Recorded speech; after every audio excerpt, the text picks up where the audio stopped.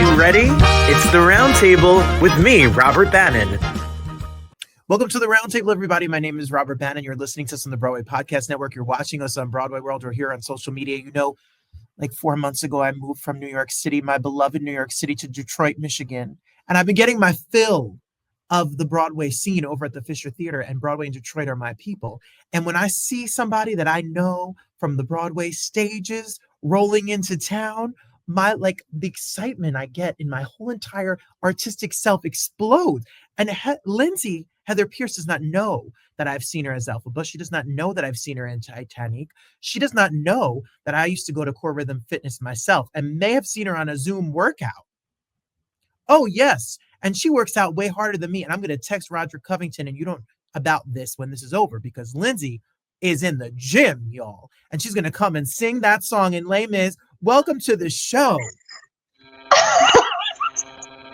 This is true. I know you from a little Zoom box. That is the best introduction I've ever had. This is the truth, Lindsay. I feel so seen. Well, I just spit on myself. When I got the list of who's touring in Les Mis, I said, I need to speak to Lindsay. I have so much to say. I adore you. I can't wait to hear it. Oh my God, the feeling is so mutual. You are from the West Coast, I don't know, California to Washington to New York City to this wild journey. And and now you're crossing this entire country. I know. Again. I know, the last time I was in Detroit, I was there for Mean Girls. And I can't wait to be back. I might have receipts. Yes, I do. Look there's receipts from the Mean Girls. The meanest, one might say. Yeah. I just directed Mean Girls Jr. in New Jersey. And the babies watch all the tutorial videos, the slime tutorial, the secret videos. Yeah. We watch you. They're listening to that voice. They're hearing that skrelt and belt and all the joy that you give up there on stage. It's so much fun. When you look back and think about that kid that was in California or in Washington, and now you see yourself out there and you're doing Les Mis and people have been listening to this soundtrack their whole life, you look into that audience and see these kids singing along. What's it like? How does it feel? I was just saying to one of our castmates, because the Wicked movie is out, and everybody's kind of like, I'm not going to see Wicked for me, I'm going to see it for her or him or them, and it's like a photo of them when they're young. And Wicked felt that big to me when I was in it. Obviously, it's Wicked. It's wild. There she is. It's crazy.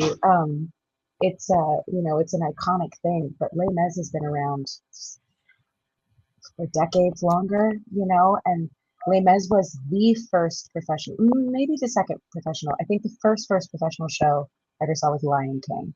Same place, San Francisco, Orpheum Theater, where all of the tours came through.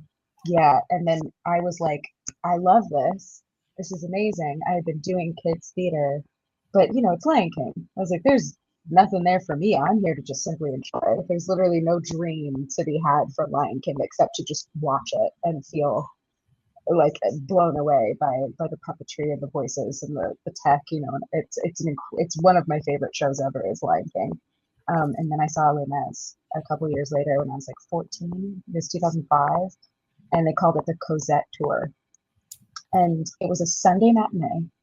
And so bless them, they've been seventh show of the week, and I remember the Eponine and the Javert were understudies, and it was like a printout in our programs, and I was like, if them be the understudies, what else do they do in the show when they're not on for a principal track? And I had no concept of like swings, standbys, understudies, none of that.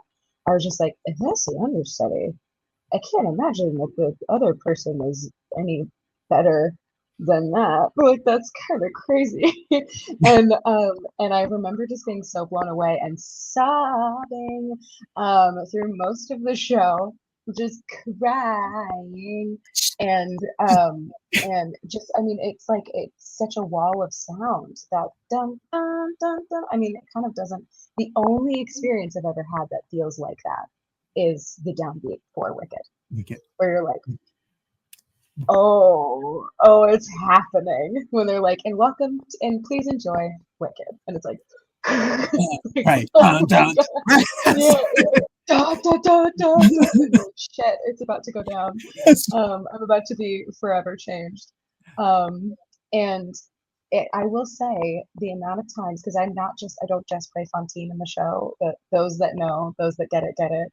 I'm also in the ensemble for One Day More and for the Barricades. So I'm in all of these amazing, like these big group numbers, like end of act group numbers. And as well as at the top of the show. And the amount of times that I'll turn, there's a young man that came in with me. His name's Jonathan Young. If you see this, I love you. You're beautiful and tall, and you need to play Fiyero. He is always next to me on my right, and I will turn to him multiple times throughout the week and be like, "We're in Les Mis. We're in Les Misérables," and then we start marching.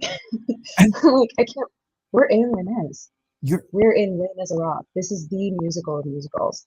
And it's like, it's the grandfather of so many musicals. And it's just not to be believed. I genuinely, my mind is blown all the time. Anytime I get that blonde wig on, anytime I'm covering my tattoos and getting the shorn wig on and like dying every day, every single time I'm like, I cannot believe I'm in Les Misérables. It's like the first musical I ever listened to on CD and cassette.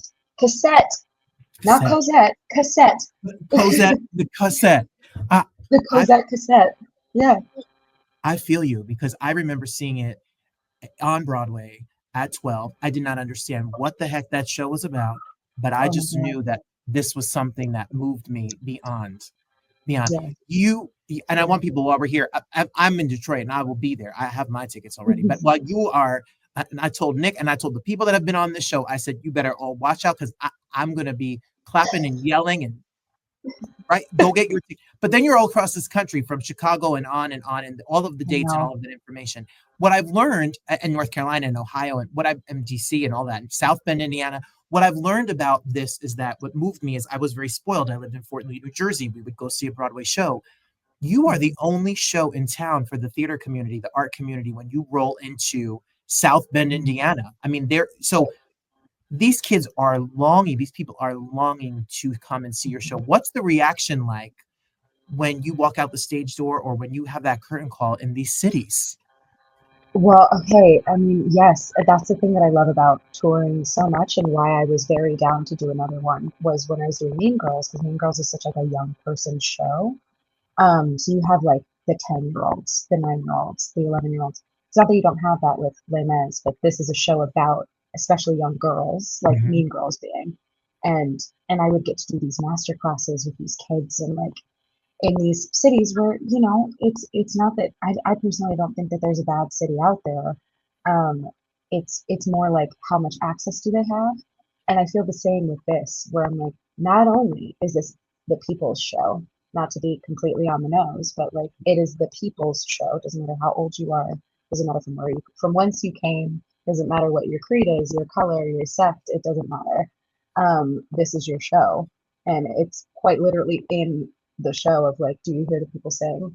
Like, this is about the people. And you see generations past bring the next generation, and then that generation brings their next generation. And it really is kind of unstoppable in that way. And what I love about touring, I'll say it again, is getting to be there and bring people a show about them, and a show about, like, you know, the human experience and love and resilience, and, you know, and like a question of morality, of like, hey, what is kind and what is good, and what is, you know, what is righteous and what is maybe not so righteous, and like a think piece basically. And it's just I get really excited to go to some of these cities that I've been to before, and some that I've never been to. I've never been to South Bend, Indiana. Can't wait. It's gonna be amazing. It's gonna be. And most people can probably say, yeah, I don't think I've ever been to South Bend, Indiana. And I'm like, I have, and I got to bring people something that they really wanted. I got to, not that I did it, but that we did, and then I got to be a part of it. And in terms of like stage door audience reaction, there haven't been too many when we were in the tri-state area, there were some folks that had like come to all these different shows that are always so supportive, and I can like list them by first and last name, and just the best humans ever. Um, but I think what took the cake was, I think it was Friday, either Friday or Saturday evening this past week at the show. I ran out to bow with our Eponine Maya, and we run out together, and I give the hands to her, and then she gives the hands to me. And as we were running out, I hear Lindsay, and I was like, "Oh my God, my brothers are here!" Like, they're not. They're not here. They're not here. My mom and my birth mom are here. That's it. There's nobody else. And I ran out and I hear my name as if I'm like at a Super Bowl halftime show, and then someone's holding up their phone, like that Ellen DeGeneres game that I can't Yes, think of the name. heads up. And yes, heads up, and it just said Lindsay Pearce and something like "is my boo," and then it switched to "is my hero," or my icon, my idol. And I was like, who is that? Never met them. I had no idea who it was. And there were some people at stage door, and I went out and got back into the line to bow. And we're doing like Broadway Cares after the shows. And I stood back, and everybody behind me was like, who was that? And I was like, I have no idea. I am so honored. Just, just a whole ad of my name on their phone. God bless whoever that was. It was amazing. I was like, that's very generous and just not to be believed. That's why people need to go see here in the Fisher, which is Legendary Theater, on the 4th to the 15th. Yes. Seeing this amazing all-star cast out here singing their faces off. You said, do you hear the people sing? You can hear my husband sing. Ever since we got our tickets, he's been singing.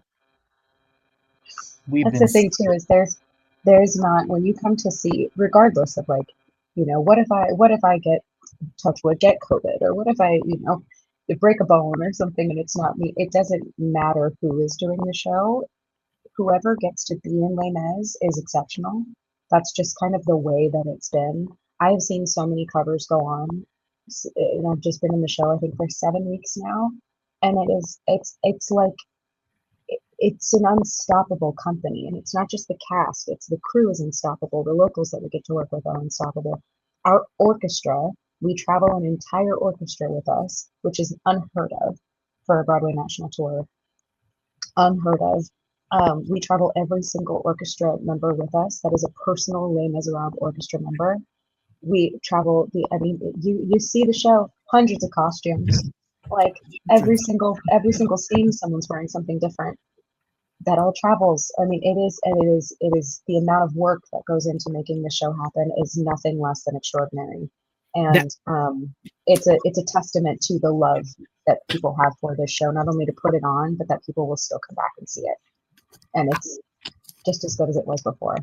I am so excited to be back. It feels like an old friend. It's songs. I was going to say to you, you sing the song, right? And one of them, you sing what, right? There are many, but you sing one of them. And I thought, like, is it intimidating? Do you feel like it's a karaoke version? Do you have to find your own version? And then I remembered she's an Elphaba. She has been singing Celine Dion music for the people. Oh my God. That's my boy, Michael. You have sung some songs that are iconically, divaliciously gigantic. Isn't that nuts? How do you find your version of these songs? What's your process? Is it? It's not without stress and anxiety. I'll tell you that much. I think to be a completely self-confident and self-actualized artist is a really, really hard thing to do, because our industry does not want us to feel that way 9 times out of 10. But honestly, a lot of it is taking inspiration from the women that came before me, and not necessarily stealing from or only doing a carbon copy of that, but going, I never thought of it that way. I wonder how I can sing this lyric or float this phrase or extend this. Maybe I can connect.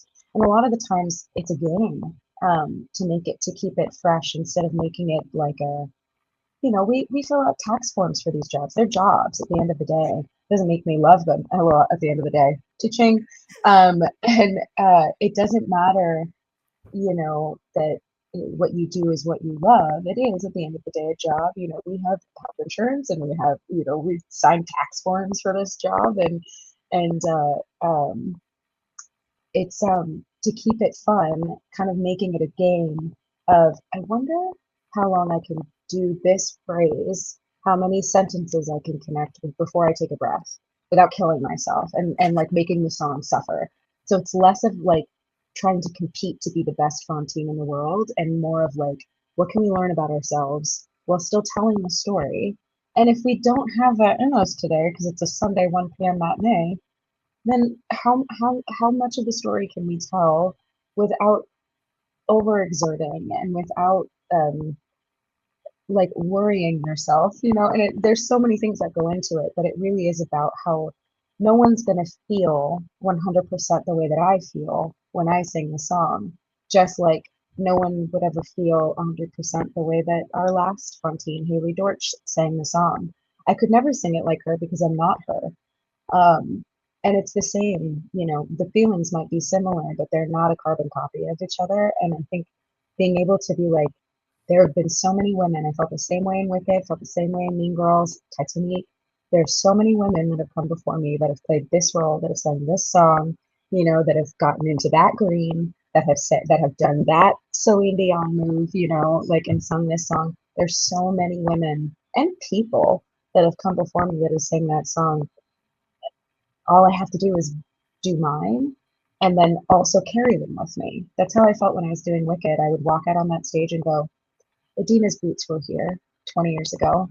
You know, Shoshana's boots were here. Jess Bosca's boots were here. Hannah Cornell, you know, Jackie Burns, Dee Rossi. Some of these Elphabas I've now gotten to work with personally, you know, like, and it's the same. It's like, I know so many women personally that have played Fontaine, and I'm like, well, I have to keep them with me. Yeah. Because she's every woman. That's the thing about the show, is Fontaine is really like every woman. And like Eponine is every girl, you know, and it's a really special thing to be a part of. And I'm honored to be a part of it. And it makes me excited to go to work every day. That's great. Like you said so eloquently before, not only are you carrying the people who have played it before you, but you're playing what these songs and this storyline means to the audience out here who have been listening. Some people have never seen a show live in a theater before, but they've heard the soundtrack and they've listened to these songs, or they've seen the movie, and now they get to experience this live for the first time. It's such a gift for the audience, and I'm sure as an artist for you to tell it. There's nothing like being, like, spoiler alert, Fontaine does indeed pass away within like 30 minutes of the show opening. But she goes through like almost a year of life in like 30 minutes, because it's time is passing and things are getting really bad really quick. And she's in the hospital bed, and I'm singing to Nick Cartel and their incredible Jean Valjean, who's, you know, over 1,300 performances, king of the castle. And I was going, tell Cosette I love her, and I'll see her when I wake. And I, like, you know, she's delusional, she's really feverish, she's very sick, but she's seeing the light, and in the light she sees Cosette, and she reaches for her. And it makes me emotional thinking about it. But it's like, I think it was Tuesday or Wednesday when we were here in Minneapolis, where we are now, and I reached and I sang it, and it's supposed to be like the life drains out of her. So, you know, it's like a very angelic hand drop, and the head tilts back and the eyes close. Jean Valjean gently lays her, and like puts her hands over her chest or over her tummy. And I just hear this woman, like older woman for sure, in like the second row orchestra house left, goes, "Oh no!" And I was like, I can't laugh right now, because I do get into an emotional place. But Nick Cartel and I are both human beings that the minute you do something funny, we're like, I'm in. I want to giggle. I want to laugh. And I was like, oh, I have to be so dead right now, and I have to be so still and like control my breathing a little bit. And I was like, I could just feel my cheeks going, whoa, whoa, whoa, whoa, whoa. And like when when you're watching Little Fall of Rain, which I'm not in the song, but I'm in the scene watching it happen, and you just hear like in the audience, or Bring Him Home, you hear like grown men like like, and it's because it's the same. Or hearing everyone weeping after the final barricade moments, and you see all the boys, after like the final stand, and you're just seeing all of these grown people in the front being like, because that's how I was when they got me to tour, and they were like, "Hey, why don't you go watch the show on your first night?" I was like, like just ugly crying with cast members that were coming in with me that were like, "Are you all right?" See, I'm not. Yeah, that's why you need to get your tickets. it really gets you, and Detroit. it's great. Everybody needs to cry every once in a while. Come see Les Mis. Yeah, come see Les Mis. Come experience some catharsis with us. The tickets are Yeah. below, and you can get the tickets up for other dates as well if you're in Detroit, or you can get tickets around this country. We're going to follow Lindsay on Instagram as well. It's Lindsay Heather Pearce as well. She's a social media superstar. I as well as singer. I want to know, how do you keep? I was going to teach you. I said in the beginning about going to Core Rhythm Fitness and Roger and all that, but you are on the road. You are a gym beast. I mean, I know that he would want you to eat, kale and air. That's what his diet is. Oh God, I wish. I did that. I wish I could be sustained. Oh my God, I've never looked better. Me too. Looked better, and all I wanted was a sweet potato. The other trainers would make fun of us because in my food plan it said eat half an apple, so I would only eat half an apple. And then one day someone said to me, "Robert, if you eat the whole apple, it's not gonna." I said, "No, Roderick will know. No, I will follow it to a letter." Yeah. To a letter. So how do you stay in shape? In my calorie tracking, my macro tracking app, he's gonna see it. He's gonna be mad at me. We're talking about an incredible trainer, by the way, who changed, him and many other people at Core Rhythm Fitness completely changed the way that I view like food and exercise and just keeping my body staying ready so I don't have to get ready kind of energy. But yeah, I'll never forget being like, I can't have a whole orange. I can't do that. And he was like, that's actually the opposite of what I want. He was like, I need you to eat, please. Please, so all the time. Please eat so much. I give a lot of credit to him. I was 300 pounds. I lost 120 pounds with that. So I joke with all of that. So let's talk. Yes. But how do you stay healthy on the road? You're in hotel rooms. You're in different theaters. You're not in your bed. You're not in New York City. So how do you stay okay to do the show? Man, that's a really good question. Thankfully I learned a lot on my first tour. Of like, everybody kind of has their routine. Some people travel, the hot plate and things like that. And I have little bits and bobs here and there. One of the things that I kind of always am stern about is like, I will have breakfast at home, no matter what that is. If it's like, a protein oats or something in the microwave, or like I have a kettle that travels with me. It's a little collapsible one. I should. People have asked me to like make a video about it. I'm like, I really should, because people just need what are the doohickeys that you use? What are the little gadgets and things that just make life easier? I'm staying with family while I'm in Minneapolis, and I'm going to go to my, I have a Planet Fitness membership that I've had for like 3 years, and I use it whenever she's near, and I'm going to go with my mom and do some. It's leg day. It's gonna suck, but it's gonna be great. And there are some hotels where we have like a kitchenette or like a full fridge, and there's a lot that you can actually do in a microwave that's like kind of not to be believed. But a really, really great tour hack that I learned on my last tour is get into your hotel. If you have the ability to, open your mini fridge, turn it all the way off of the cool, because it is at like freezer setting. It's at a setting that will absolutely ice out some canned drinks, and that's what most mini fridges are for. Turn that down, put a towel underneath so that when all the coolant and the ice melts, it doesn't get all over your floor. Learned that the hard way. Thanks, Albuquerque, New Mexico. And then you get a rotisserie chicken. Instacart has been the savior of all saviors, because sometimes you're not super close to a grocery store. If you are, great. I always get a rotisserie chicken or like a ready-made protein of some kind, and then I get a bunch of salad kits or anything that's like steamable vegetables, and anything like that, anything easy and good. I'll get like straight up mac and cheese for the microwave. I don't care if it's microwavable. If it takes 5 minutes, I'm in. And I travel with these really big Tupperwares, and so for like the salads, you just get a salad kit, and it's everything that you need. You don't have to waste it. anything. You don't have to buy a whole thing of dressing, and you just rip apart a rotisserie chicken or like heat up a ready-made protein, cut it up. I have cutting boards and knives that travel with me, which sounds like a flight risk. It's not. They live in my trunk, I promise. And then you just shake it. And you can do the same with, like ready-made rice or mashed potatoes or, anything. You can really custom anything as long as you get the things that are like that have already done the oven work for you. Right. It's really been a savior, and it saves a lot of time and money, to be You're honest. my kind of person, because that's what I live in my house, and I'm only buying ready-made salad. So I hear you. I'm with I'm telling you, a salad kit.